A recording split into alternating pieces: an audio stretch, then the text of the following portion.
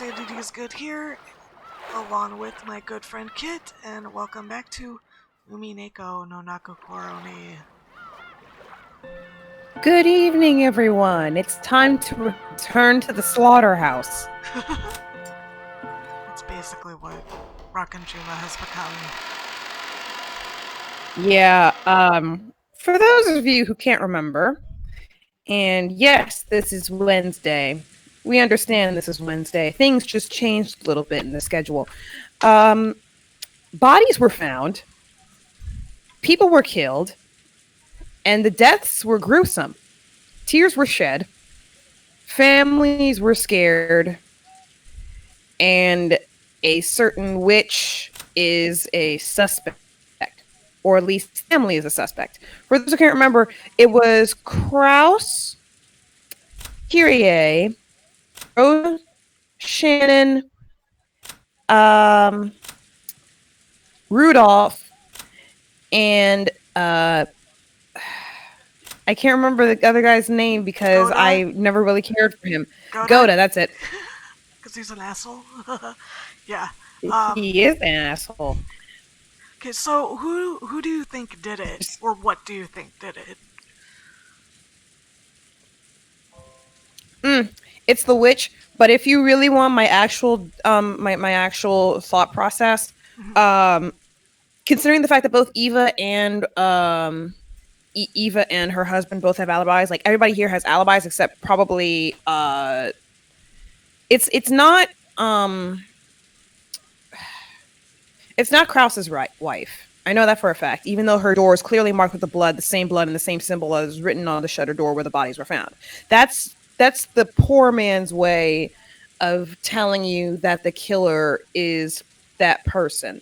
That's not how you do a killer. That's how you do a scapegoat. She's clearly a scapegoat in this matter. Uh, if I were being petty, I would say it was Eva. Ava, yeah.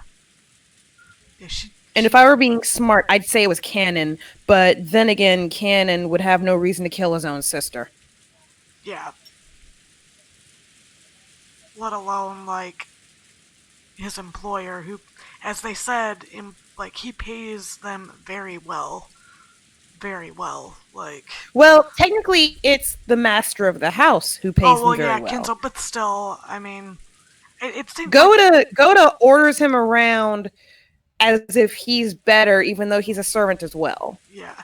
Well, I got, like, the impression that it seemed like even though Shannon made mistakes, like, they didn't really have any complaints about Cannon whatsoever.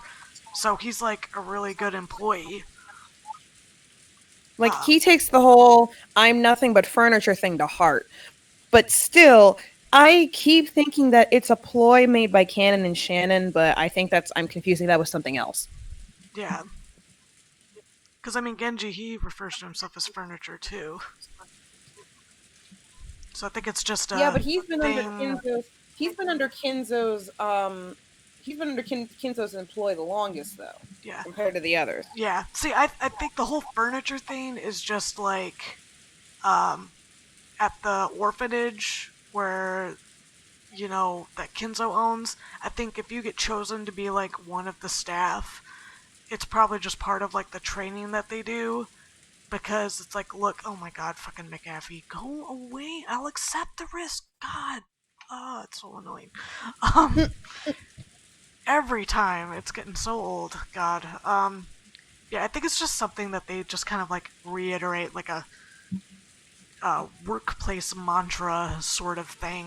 Like, Like a creed of the yeah, servants kind of thing. yeah, basically, it's kind of what I get out of it. But okay, all right.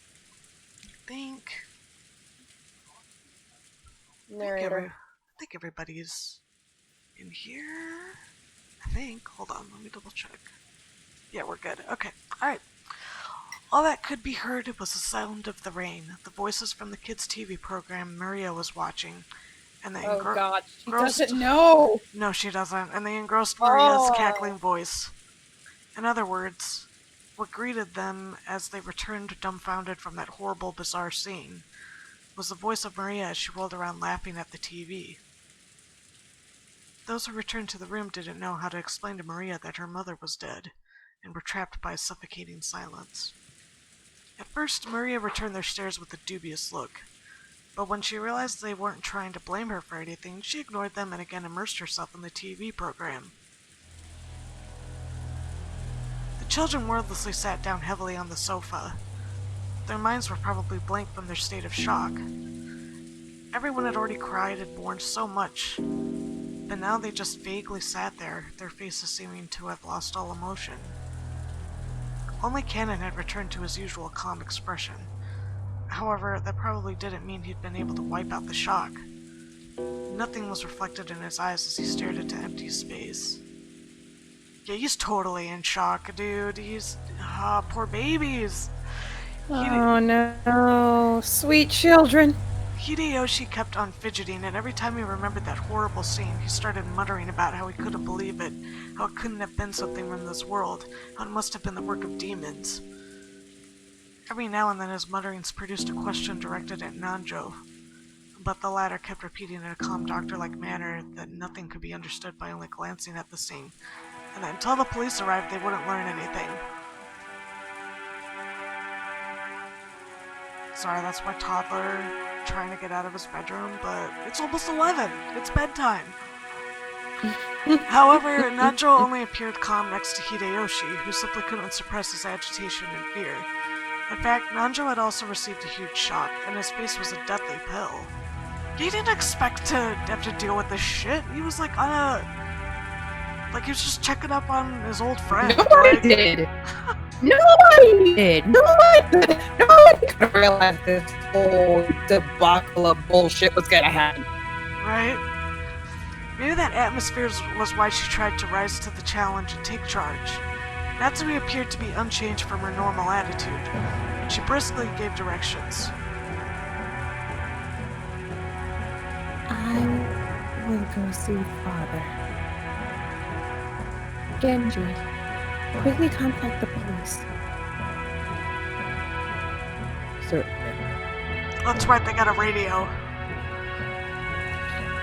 It's not a... Okay, so reminder.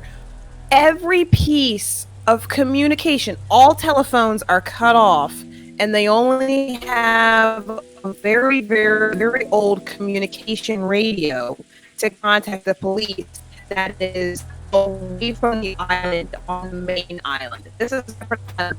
It will probably get here in time, and it is storming.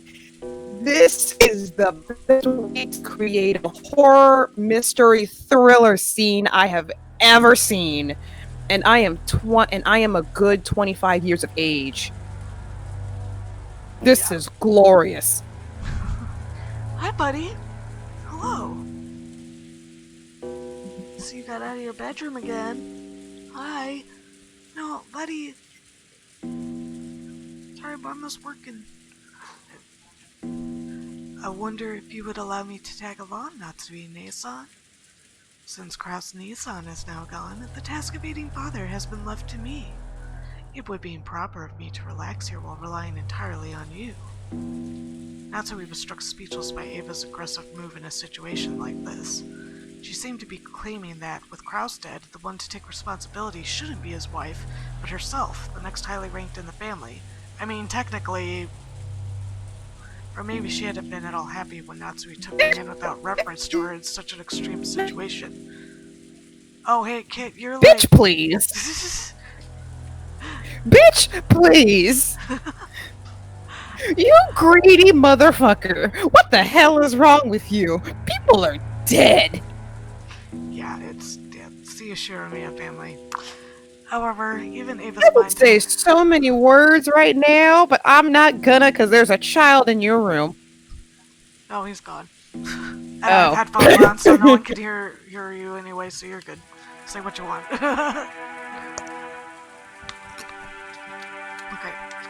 However, until even Ava's mind had been blank from shock until a moment ago, she only came to her senses after Natsumi started giving orders.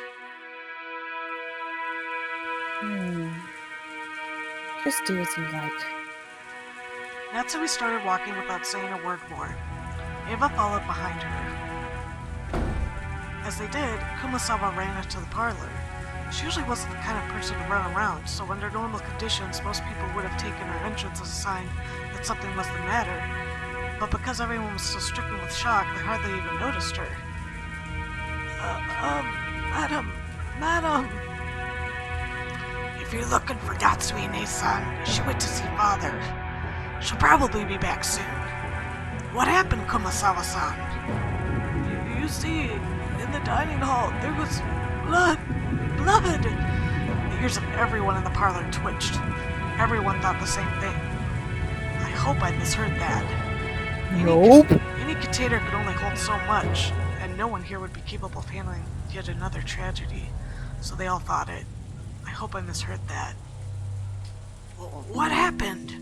In the dining hall? When I went to the dining hall to set up for breakfast. The first one to start running was George.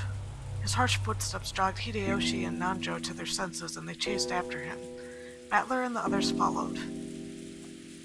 They flew into the dining hall one after another, but they didn't find any change that might have caused Kumasawa to go pale. To those who had viewed that gruesome scene in the storehouse, it was a bit of an anticlimax. We saw dead bodies. We just want blood now. However, Kumasawa, who had followed them, pointed it out. There really were some traces of blood remaining on the floor. Compared to that terrible scene, it wasn't very impressive. However, if you calmly thought about it, this definitely indicated the loss of a lot of blood. There's another puddle of blood over here. What in the world?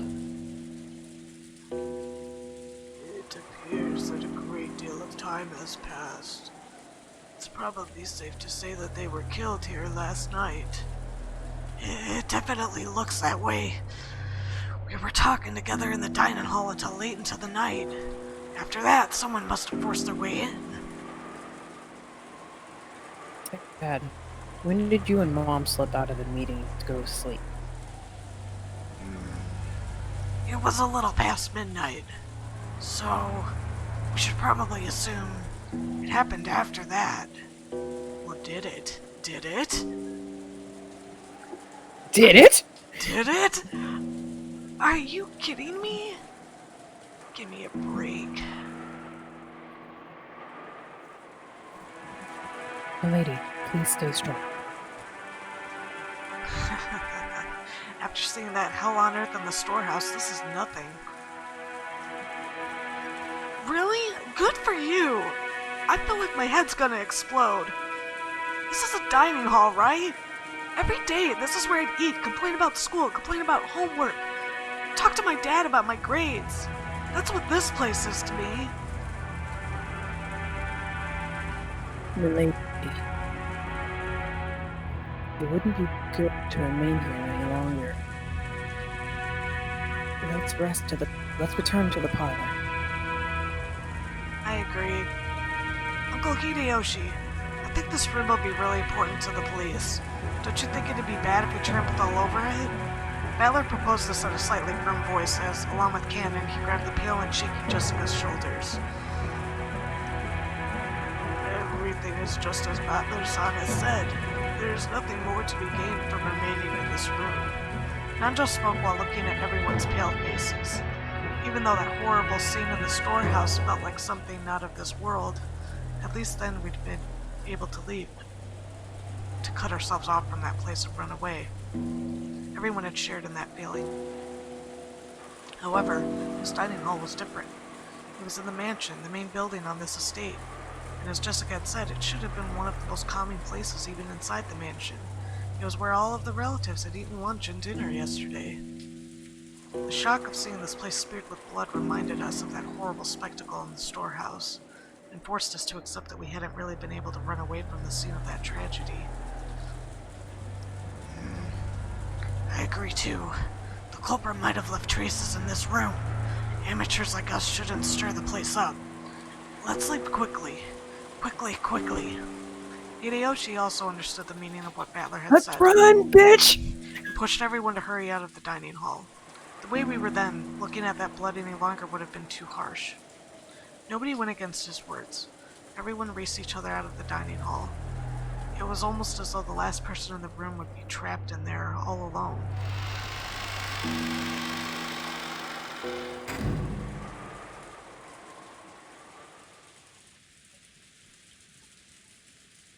Once in the hallway, we lent a hand to Kubasawa, who was still trembling and leaning against the wall, and we all headed back to the parlor together. Then Genji returned. "Oh, Genji-san, were you able to contact the police?"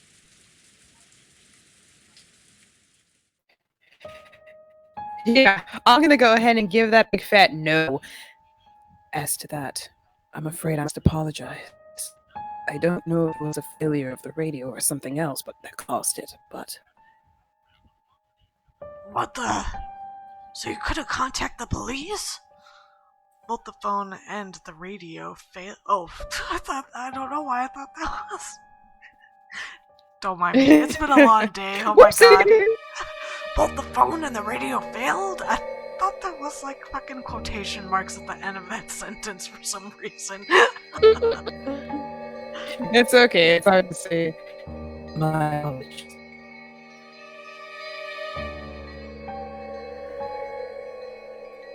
Boat will be arriving on Monday morning, and I believe we'll be able to borrow their communications equipment. However, we might be all dead by then.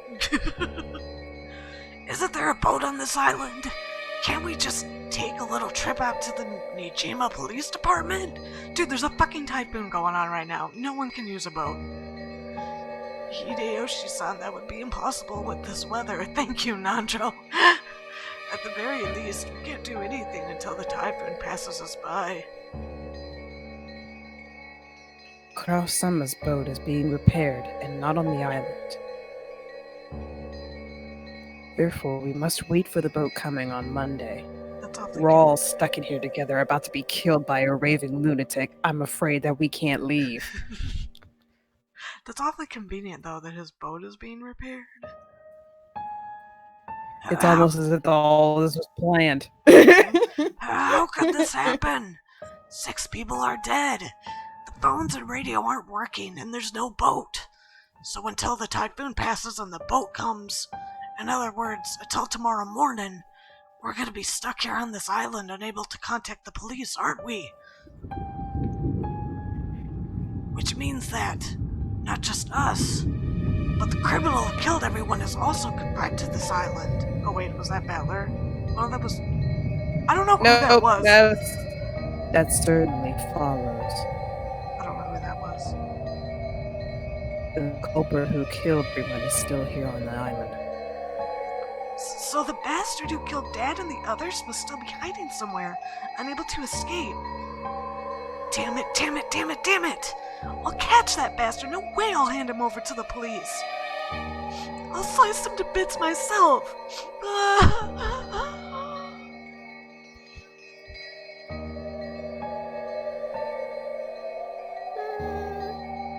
Maria had finally realized that something odd was happening in the parlor. Rather than noticing something odd, it was probably better to say she felt unhappy and neglected, since everyone was getting so excited about something only she didn't know about. Yeah? Jessica Nick-chan, did someone die? What? The way she spoke was completely calm, just as though she was talking about someone who had appeared on a television drama, as though it was someone else's problem. What? No. No, hold on. No. Oh, hell no.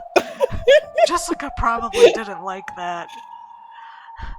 As though trying to say, "Can't you tell just by looking at me, overwhelmed with grief?" she flared up at Maria. They all died! Everyone! My dad and Battler's parents! Koda-san and Shannon! And even your mother, too! Stop it, Jessica-chan. You aren't the only one who's sad. Maria-san, I know this will come as a shock, but please listen. Your mother has died. Mama died? Huh? Yeah, someone killed her. I know it's sad, but stay strong. Why do I feel like she isn't going to be sad? Yeah, she's asking a really weird question right now. How many people died? 6 people! 6 people! Damn it, damn it, damn it! How could anyone do something that cruel? There's a limit to how cruel you can be if you're human. I don't know who it is, but the culprit isn't human. There's no way their blood is red. And The culprit isn't human. It's just the chosen by. oh wait, hold on. It's just the Chosen by the. Huh? Hey, Maria, did you say something just now? Maria had just said something, but since the words were so remotely separated from the flow and context of the conversation, I couldn't understand them for a second. your mind automatically censored them. When I tried to ask her to repeat it again, I was shocked by the sudden sound of Aunt Natsui's loud voice coming from the entrance to the parlor. It looked like Aunt Natsui and Aunt Ava had returned from their trip to see grandfather. You can't contact them even with the radio? If we can't use it at a time like this, why do we even have an emergency radio?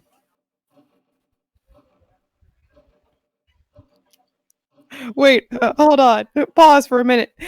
I just checked the voice chat. Apparently, GK thinks the child did it. They Maria think did it. Maria Chan did it. I mean, possession exists. Yeah, it does.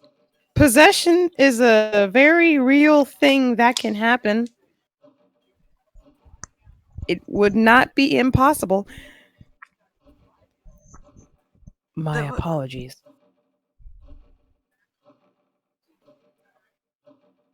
It was supposed to have a maintenance inspection every year. Wait, don't you have one of those boat signaling devices that makes a flashing light? Couldn't you use that to contact the next island? That'd be as easy to see a lighthouse in 20-foot thick fog. No. Yeah.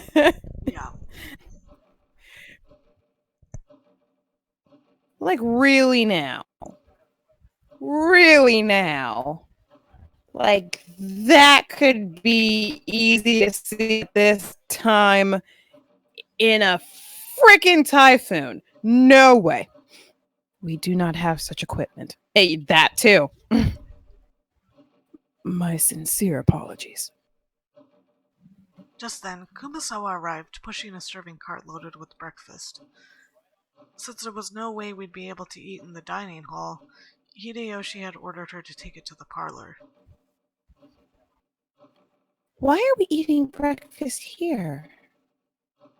Natsui-san, I'll tell you later. More importantly, Ava, how was father? Judging by the fact that he is not with you, it seems he will not leave his room, not even for a situation like this.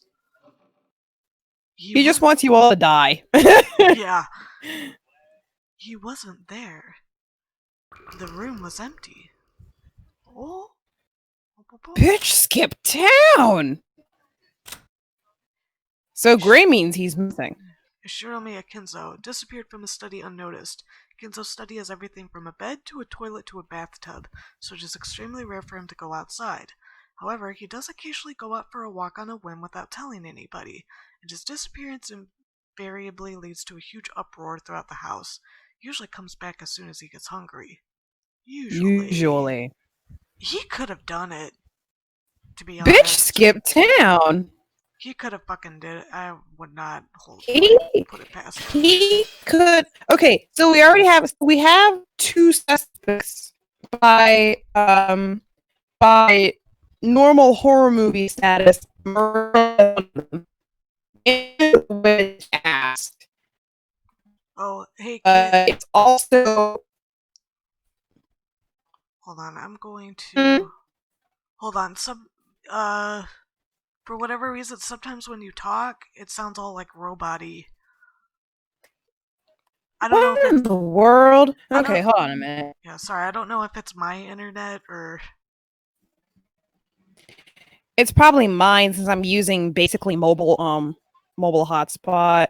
Uh, 1 second. Let me see something here. See if this will work.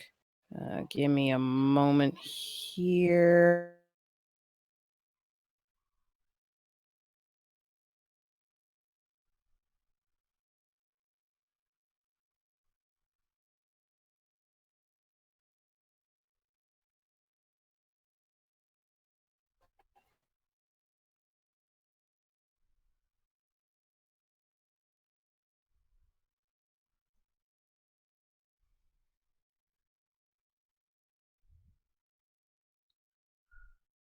Yeah, I used to have a shitty hotspot a long time ago.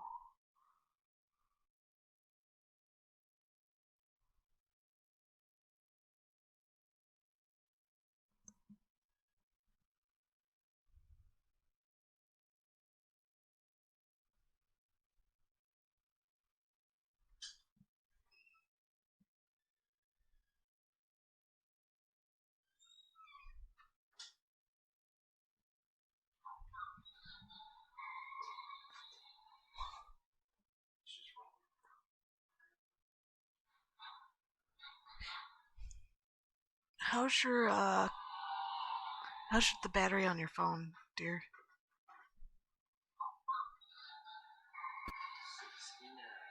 Okay. 69, dude! Alright, hold on. Let me, send you. By you, I mean Bruce. Let me, let me send you this, Yeah, the shitty hotspot takes all and leaves none. That's right, buddy. We're gonna find that song for you, because this seems to work really well with getting you to sleep, kiddo.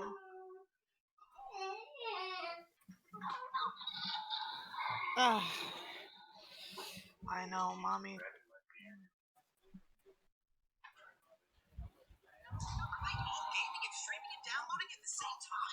You lay down with him? Have that playing. I can still see it. Okay. Sorry, I was parenting. Wait, what happened?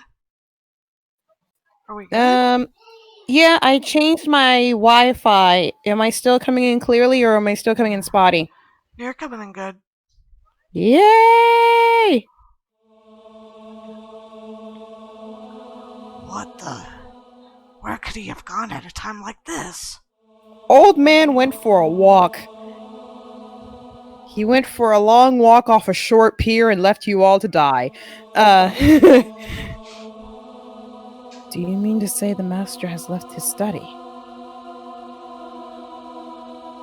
That is correct. I was surprised myself. I wonder when he left his room. Do any of you have any idea? Natsumi looked at Genji and Kanon as she said this. Maybe she was trying to ask whether the servants who served directly under the one-winged eagle knew of a place he might go. However, it was probably the other way around. Their faces made it clear that those who knew Kinzo best realized even more than the rest how impossible it was for him to leave his room. He was following orders of self-quarantine. Hope that old man went out with his mask. Even we have no idea. As you all know, within that study, the master had everything from a place to sleep to a bathroom. I couldn't imagine him leaving that room, except for a significant reason. Like killing his family. Or just seeing the dead bodies to laugh in their faces. In that case, what? Isn't it natural to assume that one of those significant reasons came up? We still cannot be certain that that's the case. Anyway, he is a fickle person, so it's possible he went for a walk by himself, unaware of the current situation. If that is the case, then we must act in all haste to tell him what has happened and ask for instructions.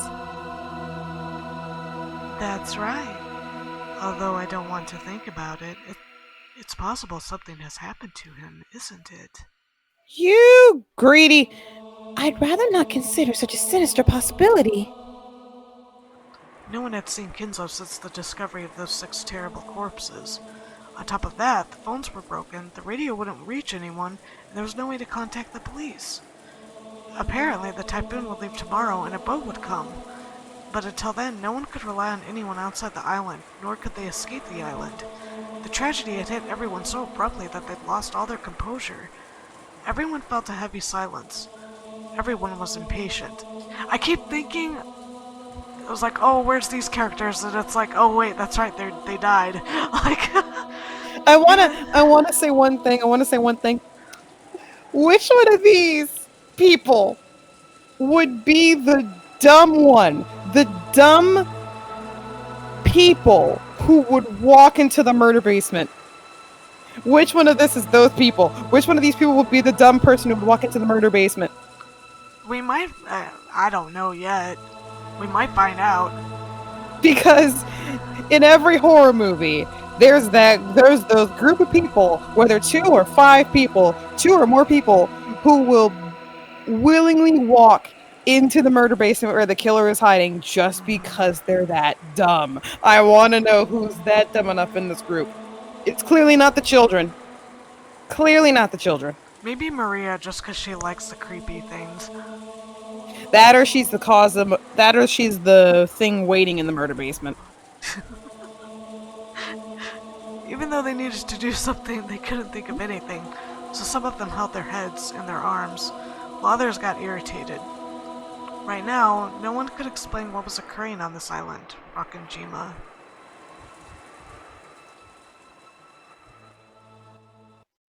So we have a the murder scene. After that, we ate the breakfast Kumasawa-san had made, which felt dry and tasteless. Of course, this was right after something like that had happened. No one felt particularly hungry. However, we understood logically that not eating would weaken our bodies. It would also be rude to Kumasawa-san, who had made the breakfast.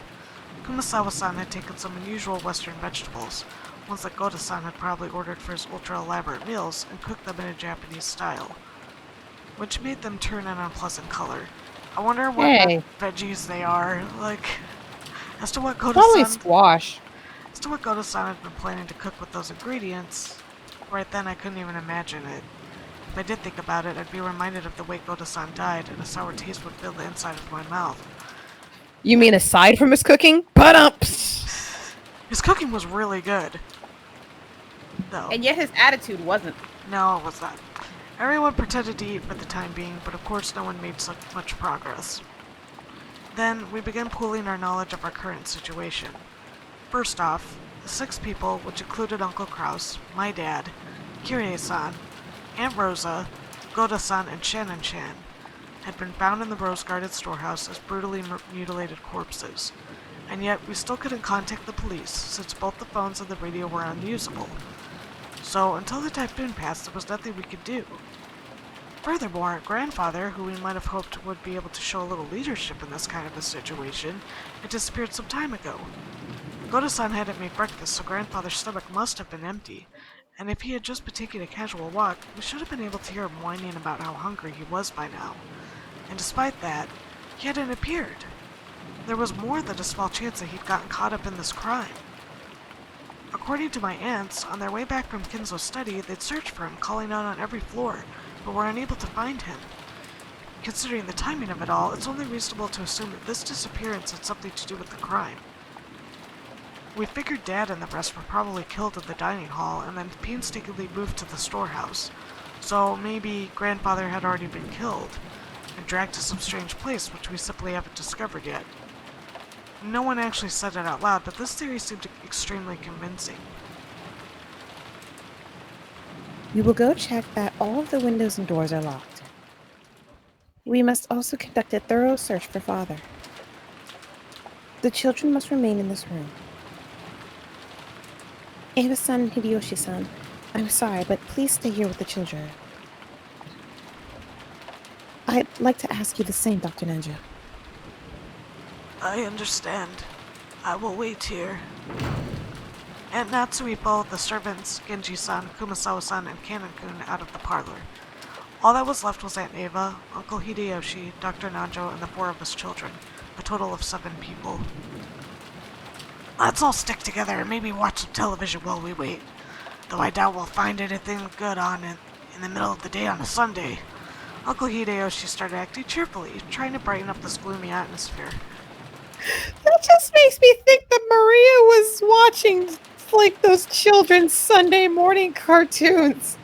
The ones teaching the lessons about the Bible.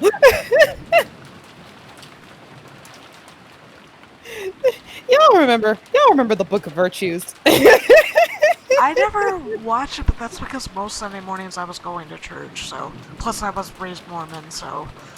I was one of the lucky ones, or I guess unlucky ones if you think about it. My grandma didn't really take us to church. She tried to take me, but after one Sunday school where I ended up being called a bastard, she left me at home.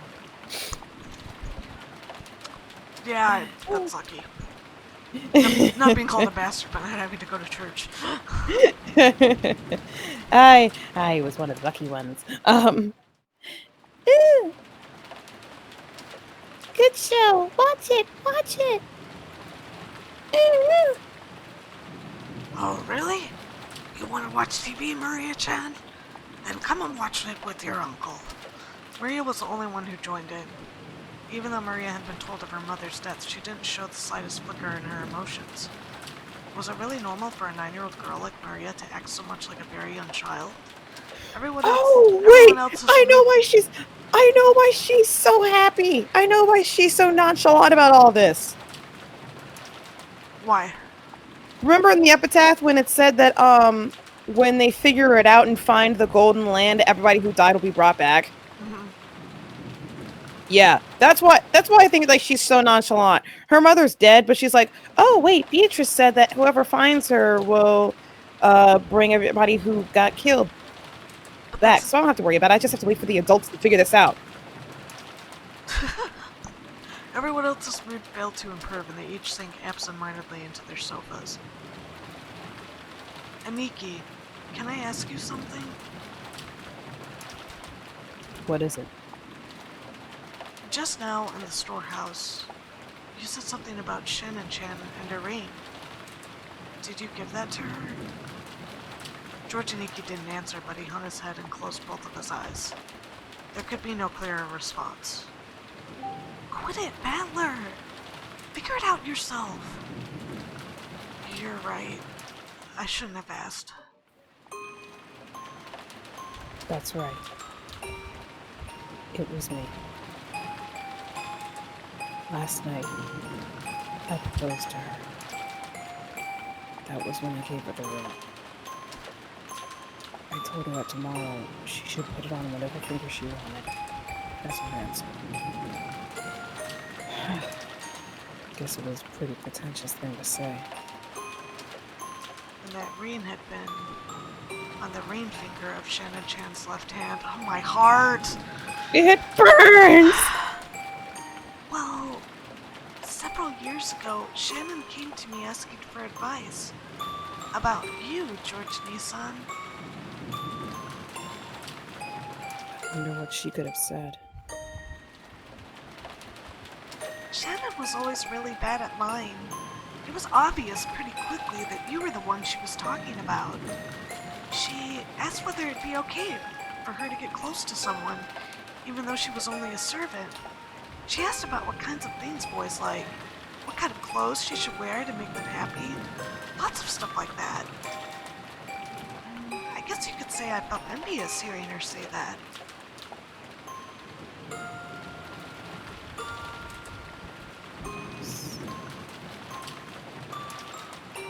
I think this is still Jessica? her. So then she was Yeah. given an engagement ring, and it all ended right there? Different people value things differently. Oh But no, being this posted by is... men. Is this still...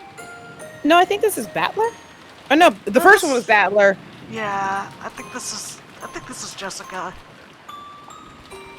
Maybe? Try it and see. Yeah, I Forgive think our it is, yeah. confusion. Yeah. Different people value things differently, but being proposed to by a man, well, it can be the high point of your life. So I'm sure... Last night, I'm sure Shannon was happy. From the bottom of her heart. Happier than she's ever been since the day of her birth.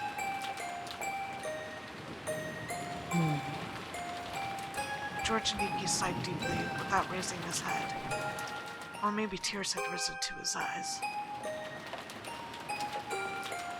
It seems Shannon was on duty in the greenhouse last night. But because she was too embarrassed to go back to the guest house with me, she went over to the mansion. Think about how Shannon must have felt. When you receive an engagement ring, then no matter how much warning you've been given beforehand, it's perfectly normal to get so excited that your mind goes blank. She must have been incredibly embarrassed. And then Shannon went to the mansion even though she hadn't been assigned there. Helped go to son with his work and got caught up in this crime. If only I hadn't given her that ring on that day, in that place. Shannon wouldn't have, Saya wouldn't have been caught up in that crime. Ugh! And Nikki, that's the one place where you're wrong. It's definitely wrong. So don't cry anymore. God, it's so fucking sad. Ugh. That Lagoon, let's leave him be. After Aunt Ava said that, I stopped talking to him. Misplaced words of comfort might actually do more harm than good. Jessica sat down next to Aniki and put an arm around him. Maybe only Jessica, who had known about Aniki and Shannon's love since the beginning, and who had even discussed that relationship with Shannon, could comfort Aniki now. I went over to Aunt Ava and sat down on the opposite sofa. Matt Lacoon, you really are strong. It looks like you've kept a good hold on yourself. Well, look, the depth of the love becomes the depth of the wound, right? After all, it's not like how that old bastard died has anything to do with me. I feel bad about Kirie-san, but, well, she wasn't actually my parent. My. If that's so, you certainly were crying a lot back then. Well, I did think at least that much crying was due as gratitude to the parent who raised me. The speed of that changeover and that dry tone must have come from Rudolph. That kid would always get violently happy, sad, and angry, but he'd always regain his cool immediately afterwards. It's nothing like that. I haven't really been able to get over the shock yet. I think the only difference between me and everyone else is the kinds of emotions it stirred in me. What do you mean? I've been acting much calmer than George, Nikki, and Jessica. It wasn't because my sadness was any less intense, or because I'd already recovered. My sadness was simply getting replaced gradually with a different emotion. Rather than sad, I'd say I'm more pissed off. What bastard did this and where? It's kind of been eating at me that I didn't get a chance to smack him upside the face. That was what I really wanted to do. I could have forgiven myself if I just sat there overwhelmed with sadness and hugging my knees. Since the time Dad and the others were killed, this island has been covered by a typhoon, which means the bastard responsible for all this is still somewhere on this island. Yes, that would seem to be the case. I wonder if they're hiding somewhere in that dark forest even now. I felt like I'd had a very similar conversation with Kirie-san the night before. That's right. After the letter from the person claiming to be Beatrice appeared at the dinner table last night, we talked about whether or not a 19th person actually exists. Aunt Ava, Do you think this murder has anything to do with the letter from Beatrice last night? That one? Well, I wonder.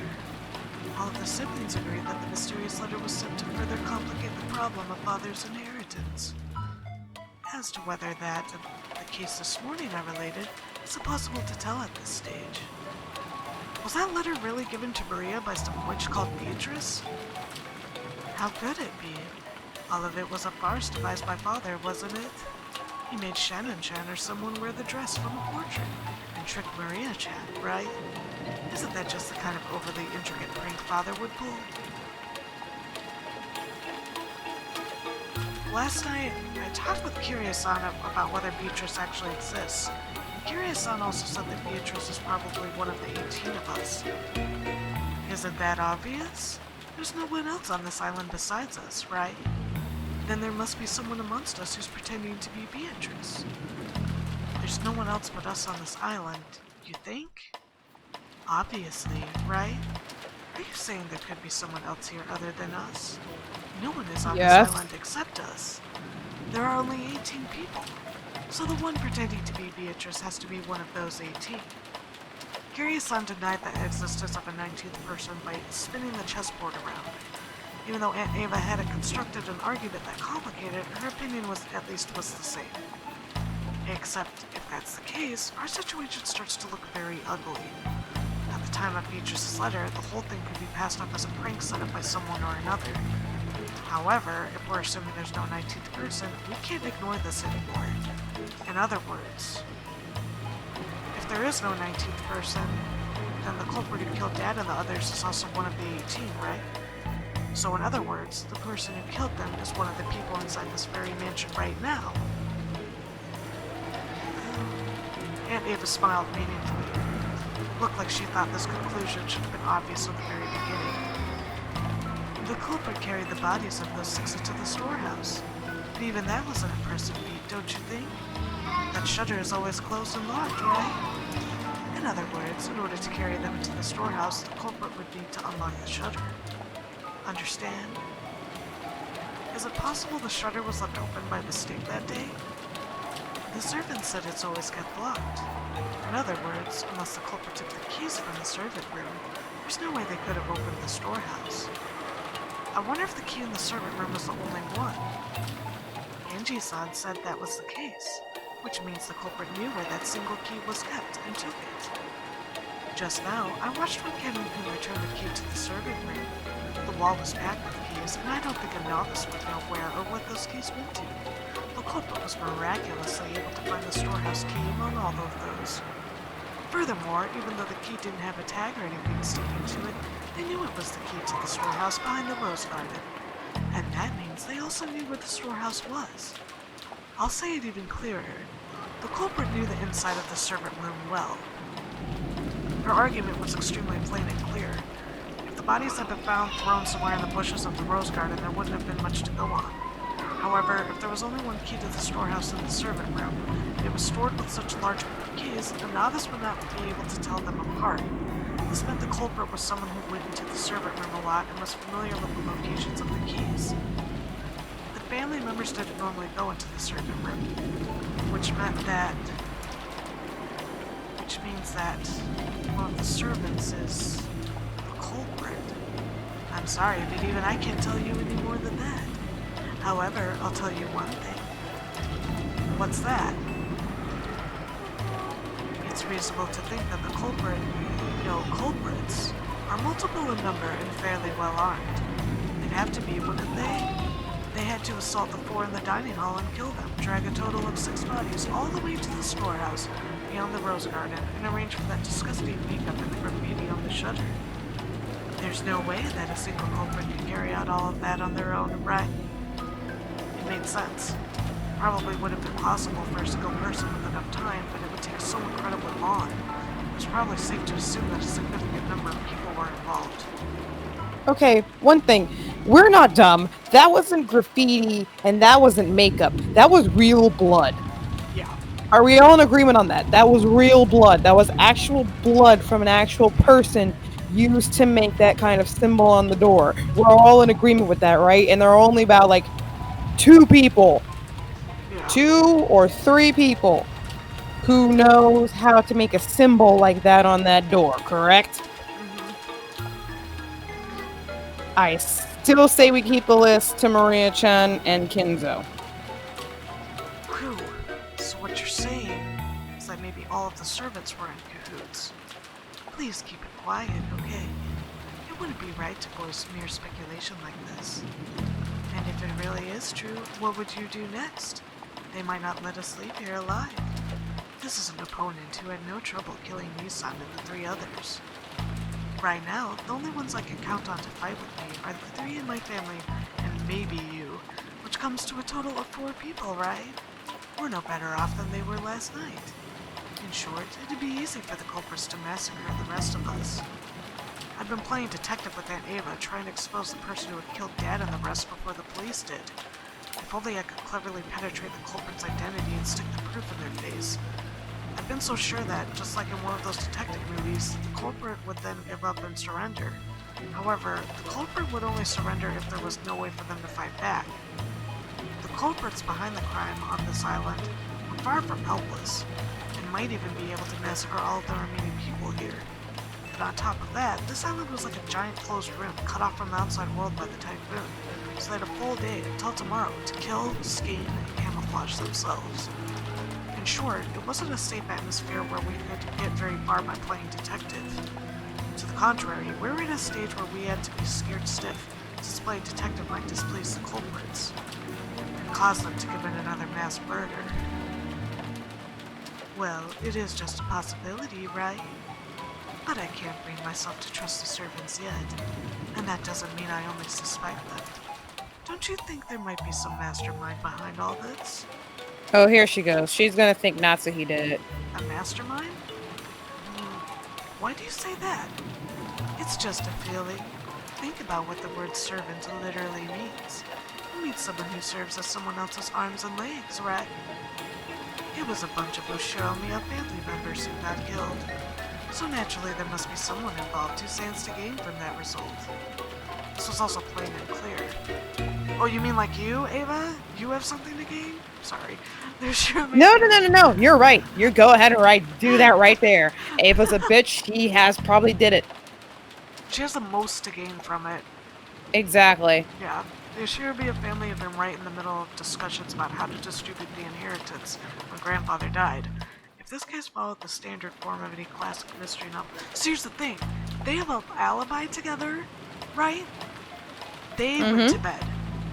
Who's to say Hideyoshi didn't help her kill them and helped her drag the bodies out to the storehouse?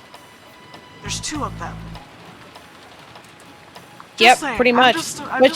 She's also trying to like spin this so that Natsuhi looks like the bad guy, since she's the one who has ordered the servants around, even though Kinzo does too. Yeah.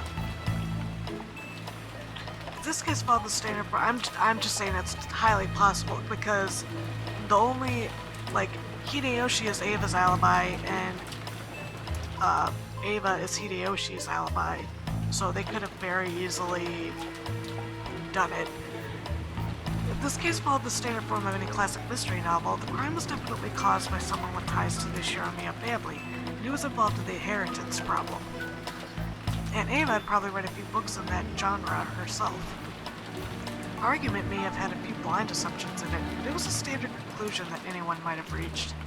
I think most people would end up suspecting the servants, even if they used different reasoning to get there, especially the story about the key to the shutter. That made it very easy to suspect that one of the servants was involved. And that's why I don't like it. What do you mean you don't like it? Nah, just talking to myself. I tried to dodge her question by joking, but I couldn't reach the sense of unease welling up inside me. After all, her conclusion was such an easy one to reach. A conclusion that anyone could reach. And I just couldn't be satisfied with that. If I tried spinning the chessboard around like I'd learned from Kyrie-san, this was exactly why a servant couldn't possibly be the culprit. If the servants really were the culprits, they wouldn't hide the bodies in a place connected to themselves. That's exactly right. Why on earth would they use the Rose Garden shed if they were the ones in charge of the key that could unlock it? The police would probably immediately pursue whoever had been in control of the key. It was even possible that some other facts might come to light as a result. The more we think of the servants as the culprits, the less reason they had to carry the bodies into the storehouse. They literally have nothing to gain from this. But what if they knew we'd think that and put the corpses in the storehouse for that very reason? No, that's completely impossible. When the police come and inspect the scene of the crime, they'll probably be able to uncover many things. No matter how carefully the culprits carried out that murder, some traces will definitely be found. In other words, they had everything to lose and nothing to gain. Keep in mind, this is not when DNA was used to solve homicides. So keep that in mind too. Because DNA didn't start really come to the forefront till the mid-90s, I believe it was. Yeah. In other words, they had everything to lose and nothing to gain. If you think about it this way and look at this murder game from the culprit side, it's hard to imagine why they'd want to call attention to the corpses. Once the corpses were found, it could result in someone sending a report to the police, or it might make the remaining people more cautious, or it might make the survivors start to search for the culprit. None of these things would make life any easier for the culprit. It's just like the words of the main character's mother in a novel I read recently, called Higurashi no Naku Koro ni. There it is. Yeah. There it is. Throwback to the one he wrote before this, which I'd like to do eventually. We gotta finish this one first. Every story needs to have a beginning, a middle, and an end. Eliminating that beginning is essential for the perfect crime. Right now, we don't know where Grandfather is. We don't know if he's already become a victim or if he's one of the culprits. But this state of confusion must be beneficial to the killer. The culprit has absolutely nothing to gain by showing us the bodies in such an obvious way and making us all realize there's been a murder. In fact, this is a perfect place to spin the chessboard around. In other words, showing us the corpses in such a flashy way must be the culprit's goal in and of itself. So, at the very least, to the culprit, the appearance of 6 corpses there meant more than the deaths themselves. In other words, the culprit wanted this murder on display. To whom? To us. This is a message. The culprit's trying to shove something in our faces. I don't know what it is. At this point in time, this vulgar mass murder isn't making me feel anything except a malice directed towards all of us. Malice towards all of us. Is it?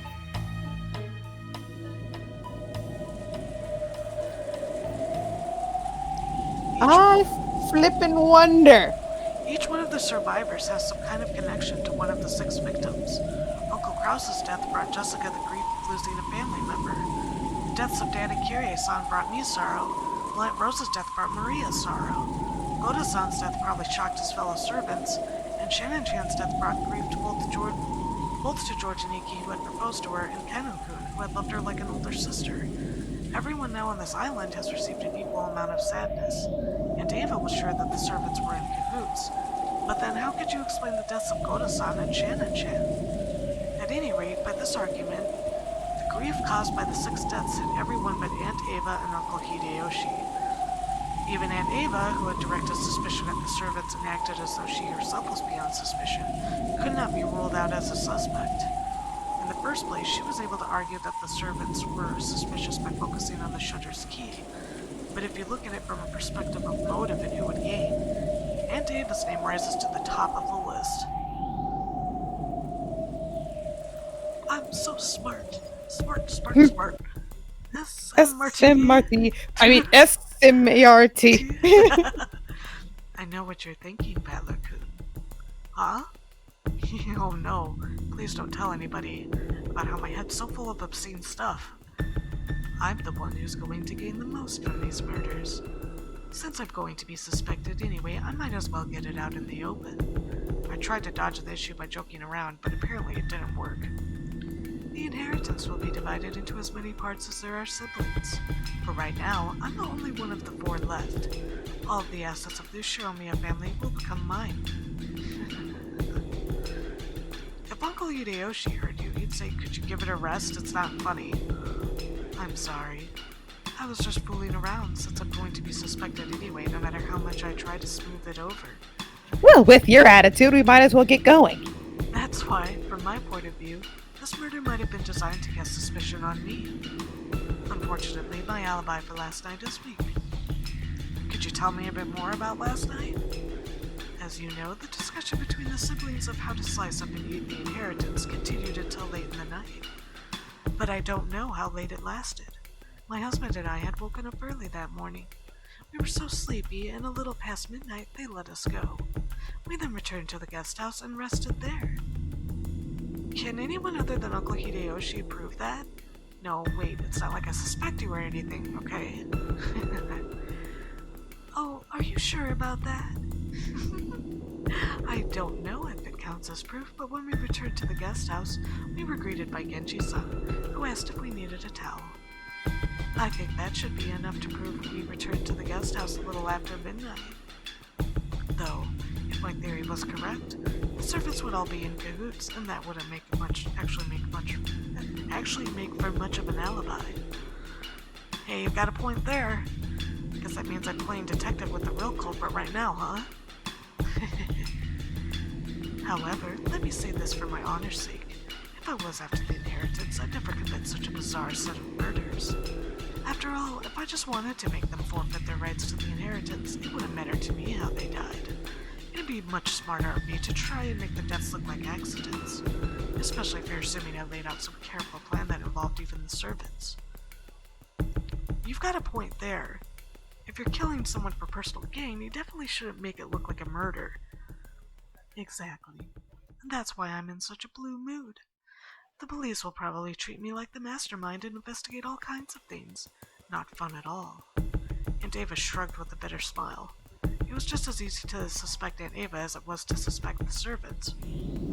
So if we spin the chessboard around, does that make it impossible for the culprit to be her, suspicious as she is? However, if that sort of argument always works, the motive can never help us in any way. No, that can't be right. Knowing the motive must give us powerful clues towards knowing the culprit. That's why murderers from all time periods disguise crimes in complicated ways, cleverly preventing their motives from being discovered. I don't get it. I just don't get it. Every time I spin the chessboard around, it keeps flipping from front to back and back to front. Are my thoughts bringing me closer to the truth? Or are they...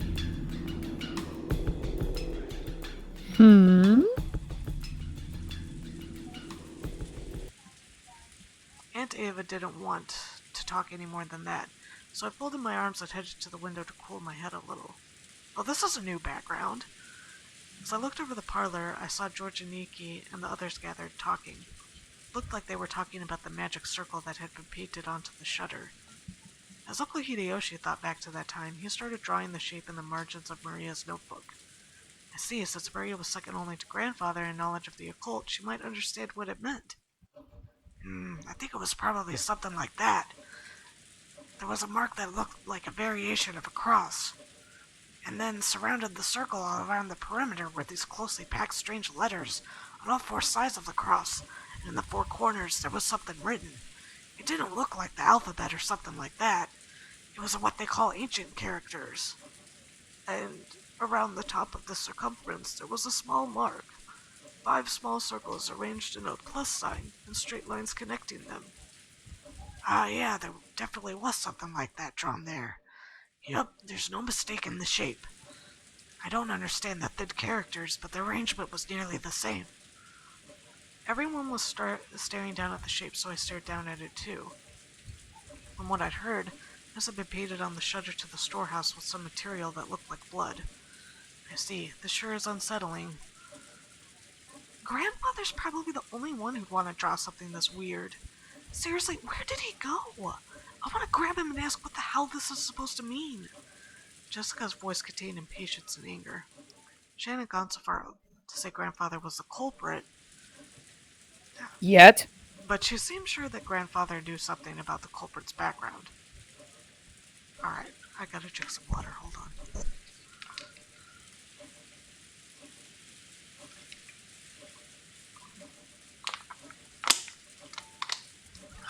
I still think that Kenzo did it. he is fucking losing it, man. Like, of course, if you were searching for a link connecting the Shiromeo family to the occult, 10 out of 10 people would think of grandfather. Also, to a person who knew nothing of the occult, this strange mark would have no meaning, which meant that this might have been something addressed to grandfather. That's right, and the reason the crime was shown to the survivors was so they'd find this. In that case, where had grandfather, the essential recipient of this message, disappeared off to? Does this shape ring any bells?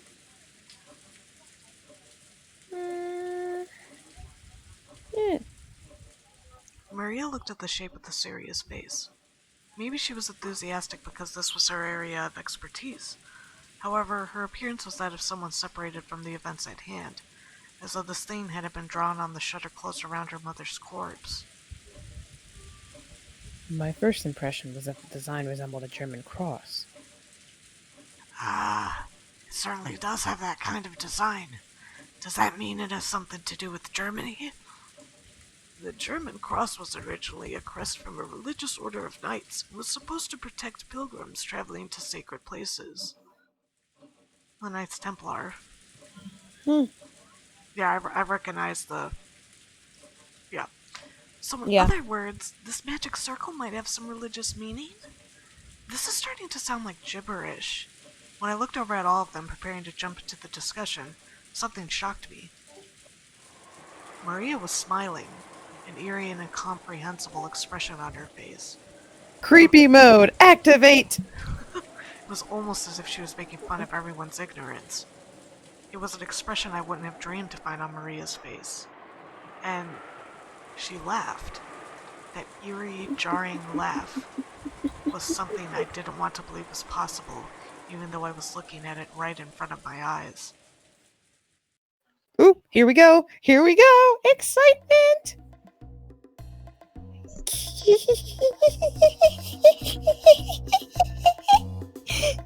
You people aren't even close.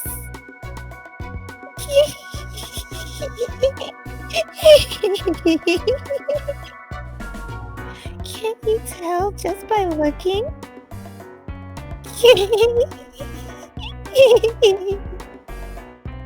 While everyone was busy being scared out of their wits, Maria kept on cackling happily by herself. After a while, that laugh was suddenly and abruptly cut off. Her expression still looked like it belonged to someone completely different from Maria. She's possessed. She's possessed. This is the 7th magic circle of the sun. The characters are written in Hebrew. Give it here. Sure. Maria stole the writing materials from the stunned Hideyoshi's hand. She then started drawing another magic circle with the rustle, right next to the one Hideyoshi had drawn. See? It looks sort of like this, right?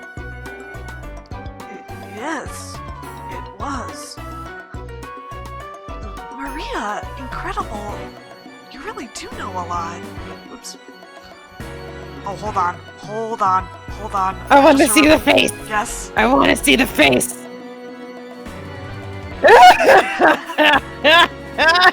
The smile. The smile. Jessica tried to smooth things over by praising Maria. Oh, whoops, I hit the wrong button again. Maybe she wanted to confirm that this was still the Maria we all knew so well. But Maria didn't answer her in any way in particular. Bitch, you have no power here. Maria began swiftly writing unfamiliar characters in the corners of the shape. When Uncle Hideyoshi and Dr. Nanjo saw them, their eyes immediately began to open wide. Written on the top and bottom and left and right are the names of the angels who preside over wind, fire, earth, and water. Oh god, she's getting technical right now. Chisan, Ariel, Forlock, and Talahad.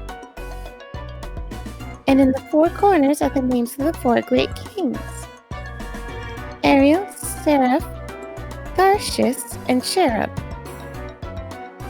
Is that what you saw? Okay, hold on. Ah, we missed it.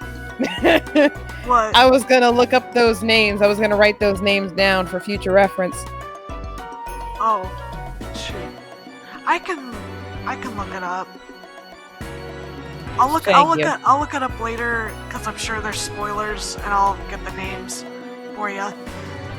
Even if just give me the names from you, and I'll look them up on my own time. Okay. No, Thank I you. mean, yeah. Even if they hadn't been able to correctly write what they'd seen, when they were once again shown something identical, it wasn't difficult for them to realize the two were the same.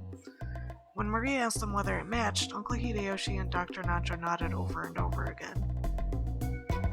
There's no mistake, that's it. I'm sure there were characters that looked like that. How were you able to write something like that? There were also characters written around the circumference. I know. Like this, right? Maria quickly began to surround the circumference with more Hebrew writing. It's from the Psalms of the Old Testament, the 16th and 17th verses of the 116th Psalm. On that one, I'm gonna go ahead and just... Yeah, hold on. We're about to get technical in here, people. 17th.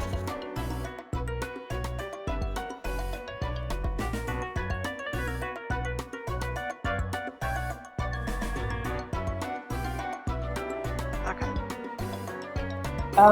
Old Testament, right? Yeah, there's only one book of Psalms, I'm pretty sure. I know, but I just want to make... Oh, yep, alright.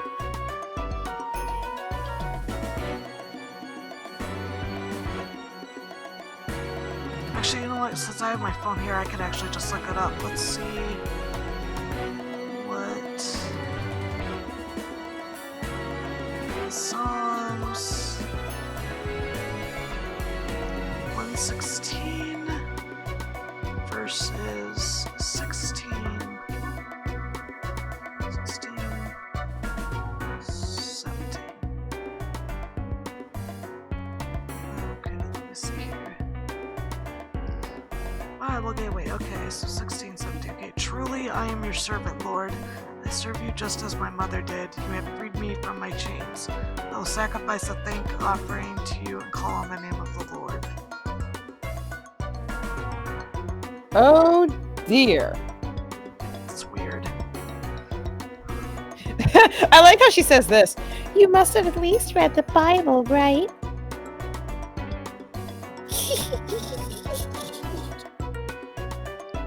Acting as though knowing this was only common sense, Maria laughed. For a while, everyone, including me, was at a loss for words. A little later, Georgianiki returned to his senses and slowly managed to speak. That's incredible. I'm surprised. So, what meaning does this magic circle have? It's a magic circle to borrow the power of the sun. He who wears it as a talisman drawn in gold shall be able to break free from the bonds of any prison and receive the power to gain freedom. To break free from the bonds and gain freedom? It sounds deep. Oh, you have no idea. The word bonds is not limited to its interpretation to some kind of physical object. Therefore, it does not only hold meaning for people locked up in an actual jail. It can also refer to the release from mental bonds such as ties of obligation and inescapable fate. Ties of obligation and inescapable fate, you say? That's also pretty deep. But I really don't understand. What does this have to do with those 6 bodies? Far from being released, they were killed and stuffed in a storehouse, weren't they? It's not like the magic circle was drawn for their sakes. The 6 of them were there for the sake of the magic circle. It is truly pitiable.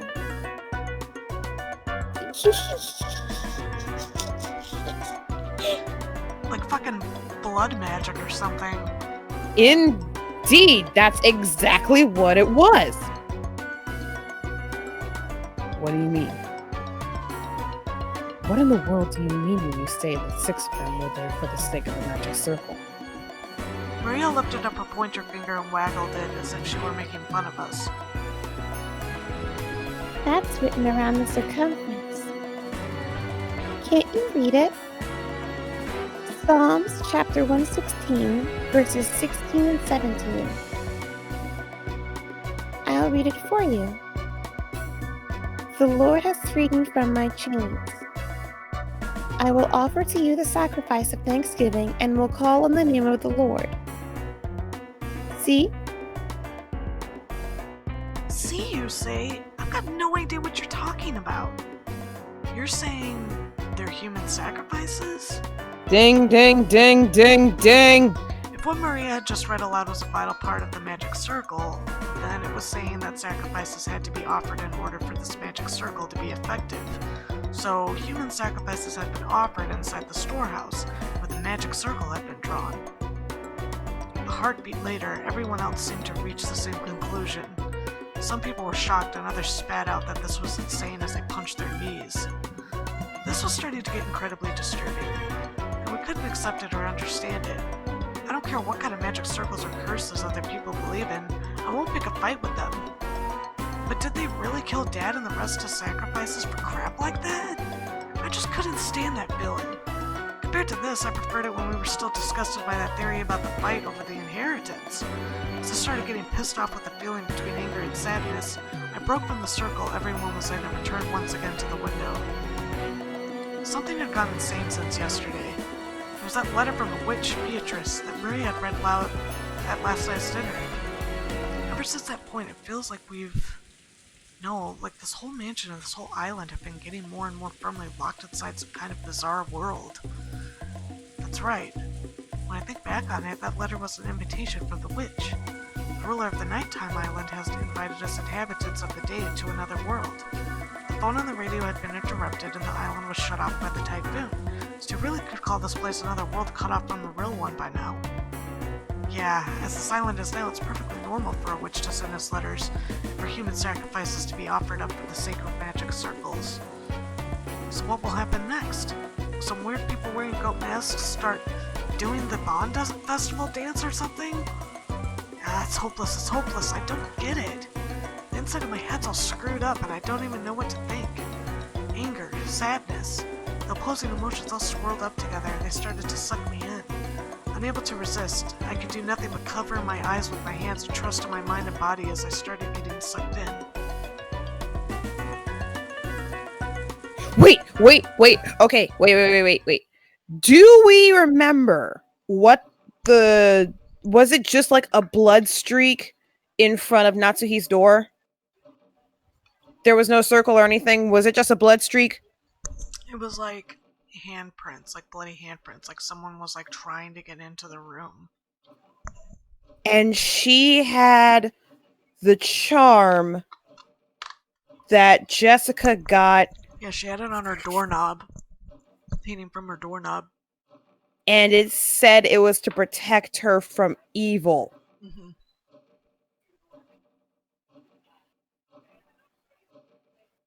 I have an idea forming. Magic really is at work here. We can't forget that magic is at work here. I have an idea forming. It's gonna need some time. It's gonna need some time and more evidence. Yeah. But magic is at work here.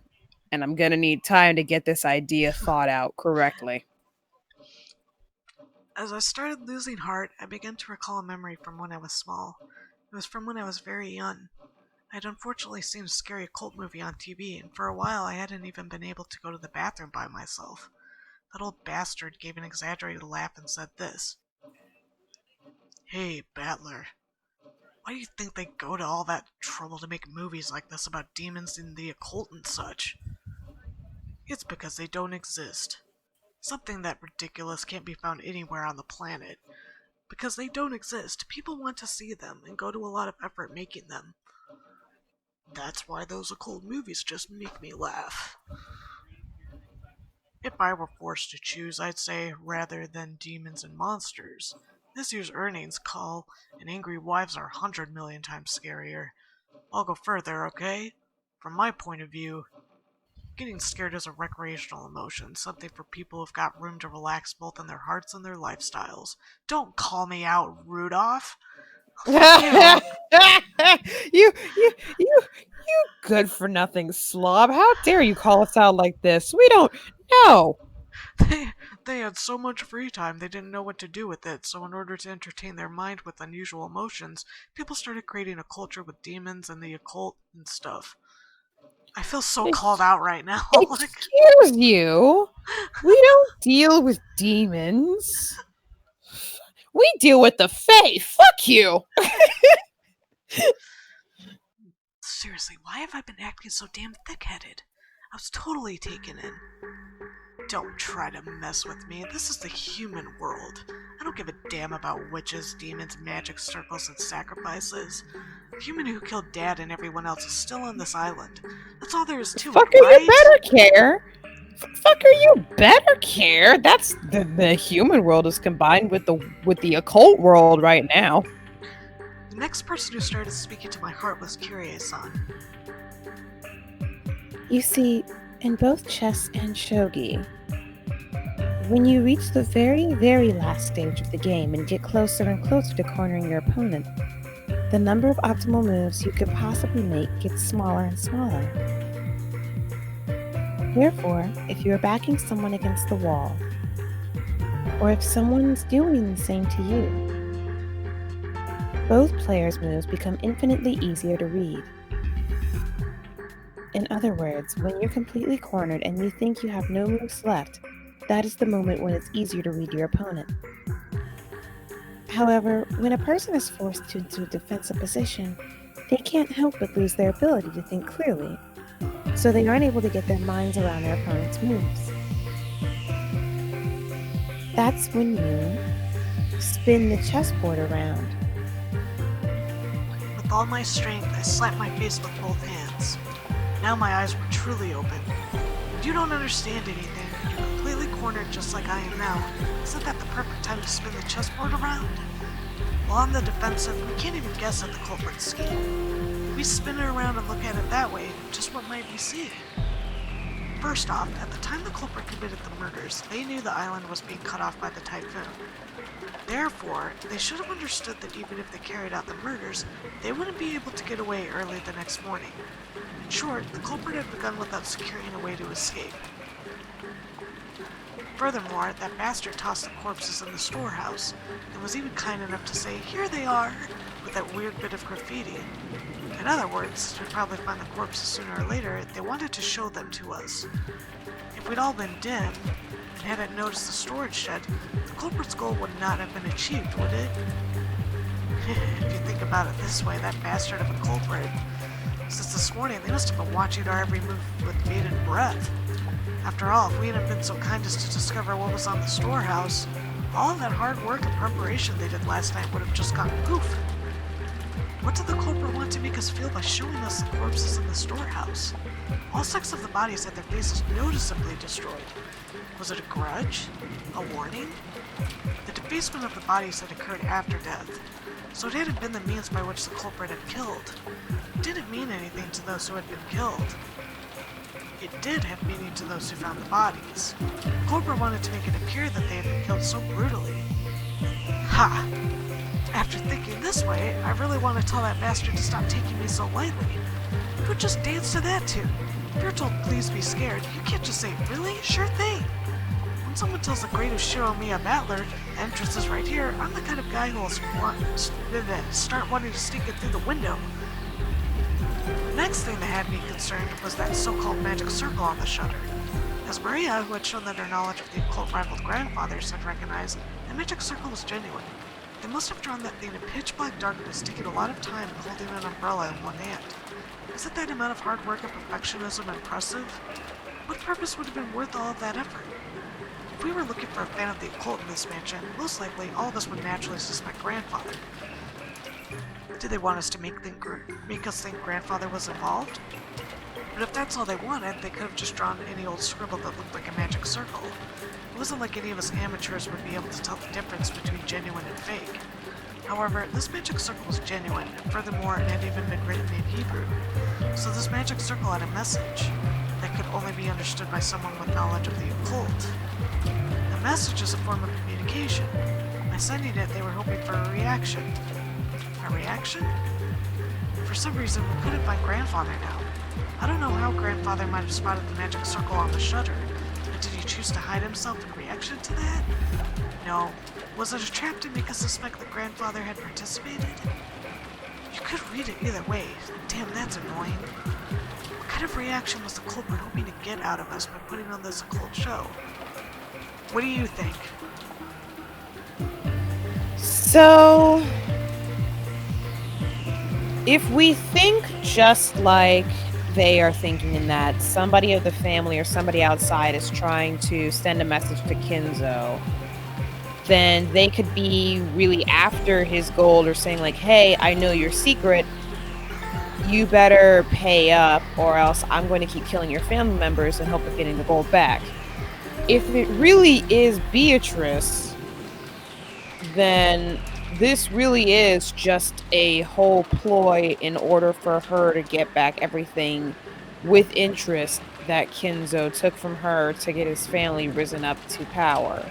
Yeah. But like I said before, if we're really thinking normally, completely normally in realistic terms with no magic or outside help whatsoever, somebody either in the family or outside of it is just really just trying to get this family to like really committing mass homicide here to get something that isn't really there or to get Kinzo to pay up or do something because they're the richest family. Yeah. And the fact that they're doing cult really means that they're trying to speak in a language that Kinzo understands. Yeah. And somehow that felt like the culprit's weak point. A letter from Beatrice that Maria had read aloud during last night's dinner sprang back into my mind. This was a freak who'd asked us to enjoy a battle of wits. Isn't that interesting? This is a battle of wits between us and the witch. Will we be sucked up by her occult game first, or will we pull off her fake skin first? There's a whole day until the typhoon passes. Why not enjoy ourselves?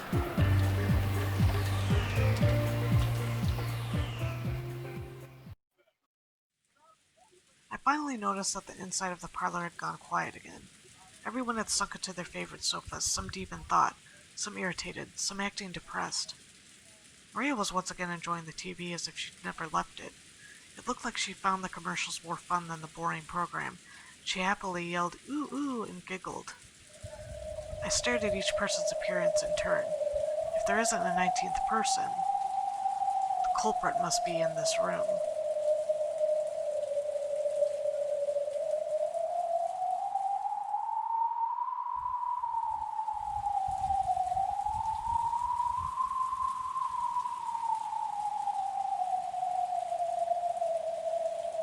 It's her!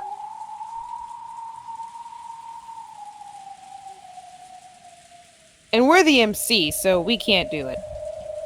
Yeah, of course not. We weren't even there. I wasn't even born the year this. Oh!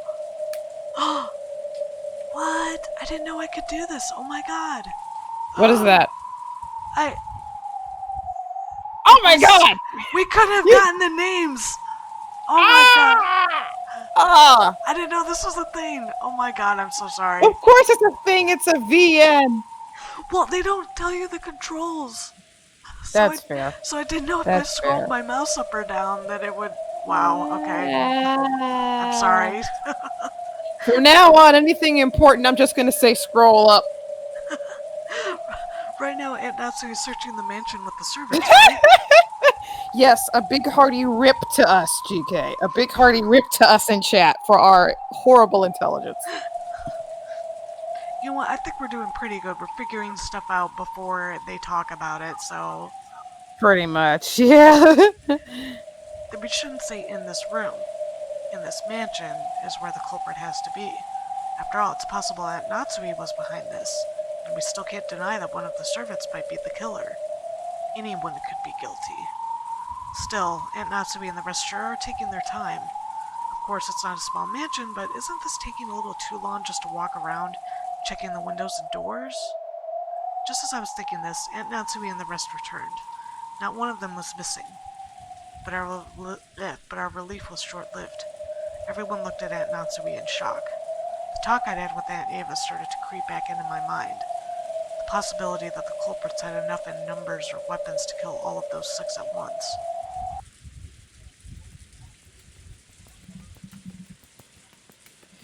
Bitch has got a gun! That's a hefty one, too, dude. That's a motherfucking rifle! What the hell? Where the fuck you get a rifle? I kind of like it better in the new design because at least it looks realistic. This gun looks chibi. Chibi gun. Behold the chibi rifle. Forgive me if I startled you. I brought this to be prepared for the worst. After all, that thing in Aunt Natsui's hand was a rifle. At a glance, its silhouette looked a lot like a hunting gun, but it was unusually short and kind of looked like a kid-sized weapon. However, it had a weightiness to it that made it clear it was no kid's toy. Dude, guns are not children's toys, period, okay? Like... Behold the most powerful spell of all. Are you ready to meet God? That gun is Kenzo-san's, isn't it? Did you know about it? That's right. I remembered it was in Father's old collection, and I managed to find it. Whoa, awesome. Natsui-san, is that thing real? Yes, it's real. It can fire live ammunition. Long ago, Father used to scare away wild birds. That takes me back. Where did you find that thing? No matter how much I asked him to let me touch it, he never let me lay even one finger on it. Oh, Grandfather had one of these. I didn't know that. Long ago, Grandfather was really addicted to cowboy films. That generation really liked this kind of rifle. George coming in with the right answer. Come on now. Is that a Winchester? But I've never seen one that short before. I remember, it's that gun. That really takes me back. That's the one Steve McQueen fired off in Wanted, Alive or Dead. Father sure has good taste. It is an item the Master ordered specially from America long ago. As you can see, it is a working gun, so please don't tell anyone about this. Wait, are guns not allowed in Japan? Well, how do I explain this in a way that would make it believable but also understandable? Because I know they're banned in the UK and Australia.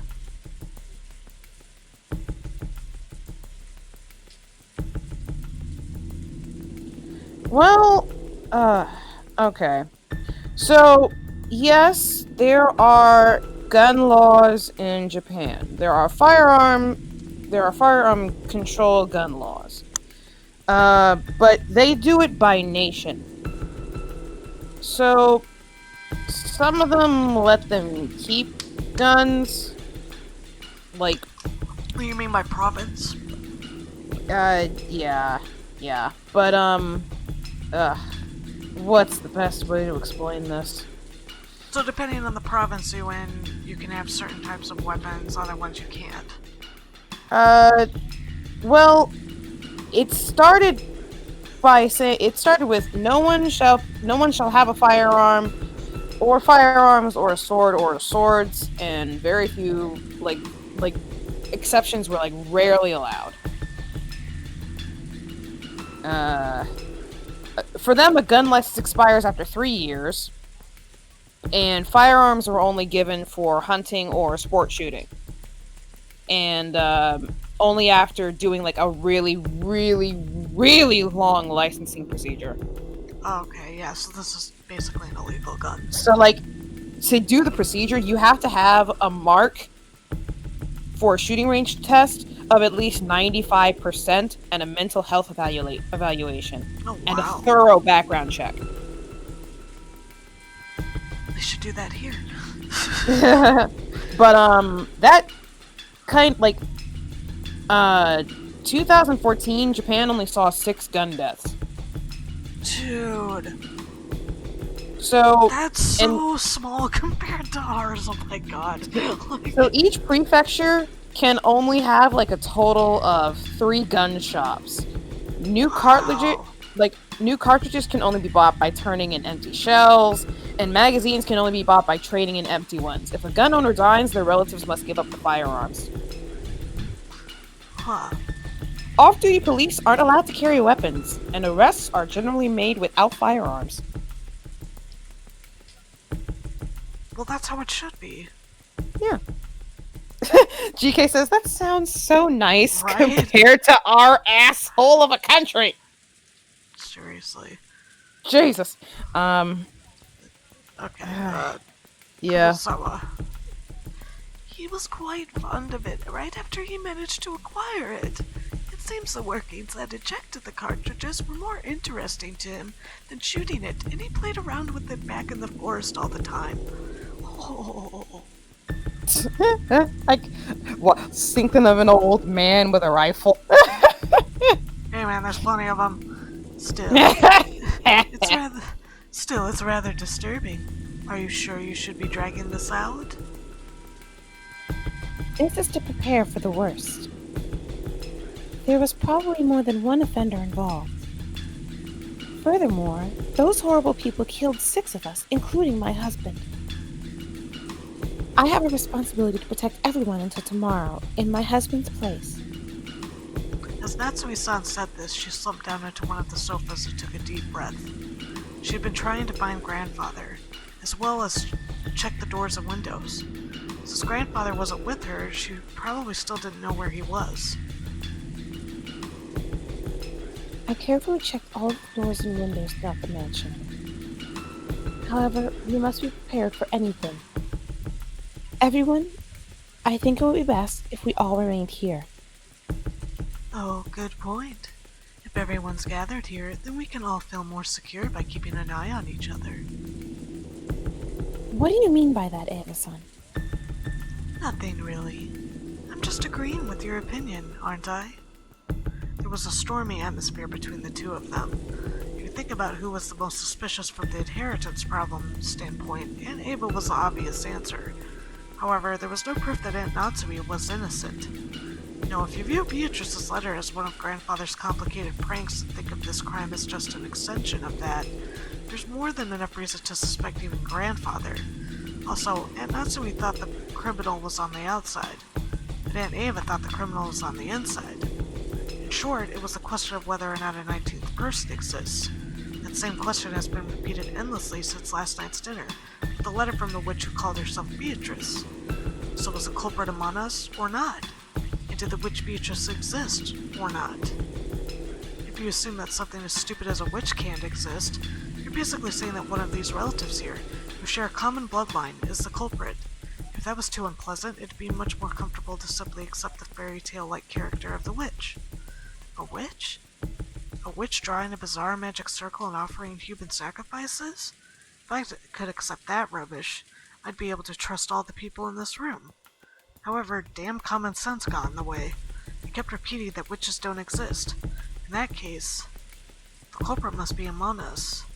In the middle of the seemingly endless rain, none of us could break the silence. And that's the end of that.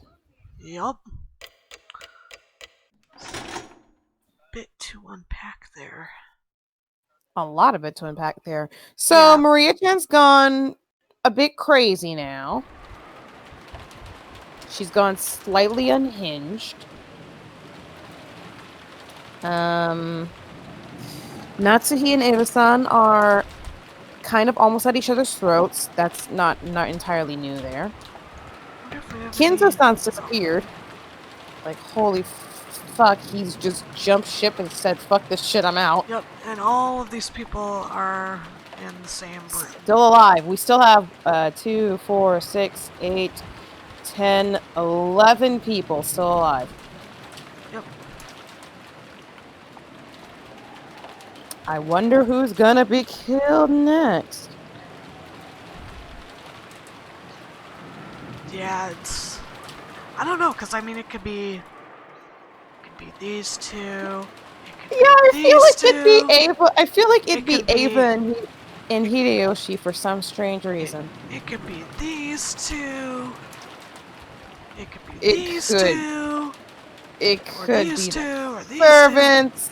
It could be. There's It can't really. be Battler-kun yet. It can't be Battler-kun yet because the Yeah. story would be really short if it was Battler-kun in the next one. We're the MC. We still have to stay alive and figure out what happened with this whole thing. It could Yeah. either be Ava or Natsuhi who's going to die next. Ava or Natsuhi. Those are the two people that I think are going to die the next chapter.